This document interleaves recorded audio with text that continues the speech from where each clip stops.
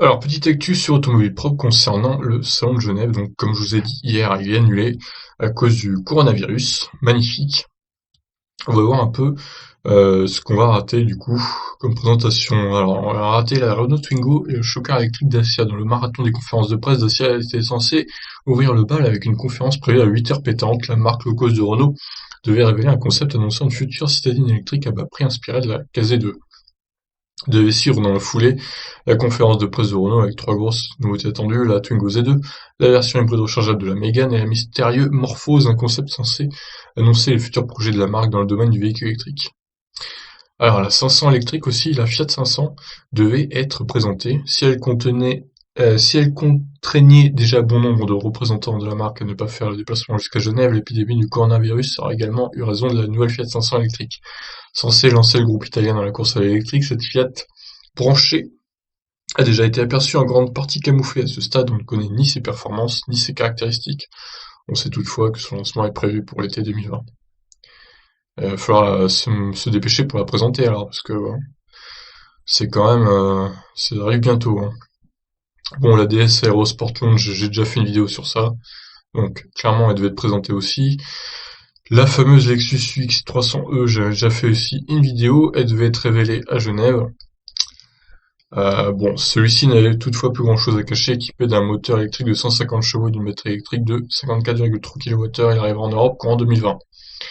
Je trouve pas très très beau hein, ce Lexus pour le coup. Et puis les perfs sont un peu moyennes, hein, 300 km d'autonomie seulement. Il faudra attendre un peu avant d'en savoir plus sur la future rivale de la Model S annoncée à travers un premier teaser. La BM i4 devait faire ses débuts le 3 mars durant les journées de presse. Bon bah ça aussi du coup c'est reporté. Et le Mercedes EQA donc, petit frère du Mercedes EQC, le Mercedes EQA devait être présenté dans sa version définitive à Genève. Alors ouais, je l'attendais beaucoup cette voiture. Dommage que du coup le salon soit annulé. Bon après voilà, toutes ces voitures, ils vont les présenter dans leur coin, hein, finalement, il n'y aura pas besoin du salon de Genève, c'est pas très très grave finalement.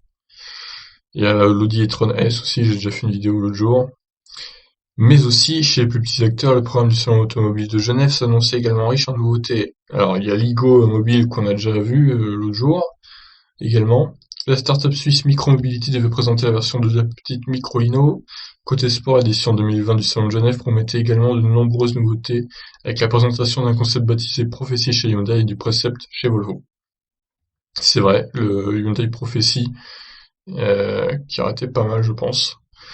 Et maintenant, si le Salon de Genève est désormais annulé, se pose la question de la stratégie des différents constructeurs vis-à-vis des modèles qu'ils étaient censés présenter. Garderont-ils la date fixée en se contentant d'un simple dossier de presse envoyé aux médias, ou garderont-ils leurs nouveautés sous le coude pour les révéler à un moment plus opportun? Certains constructeurs ont déjà donné des éléments de réponse. Dacia nous a confirmé que les éléments de presse liés à son choker électrique seraient bien envoyés le mardi 3 mars, en début de matinée, tandis que BMW organisera un réveil virtuel de son i4 à la même date.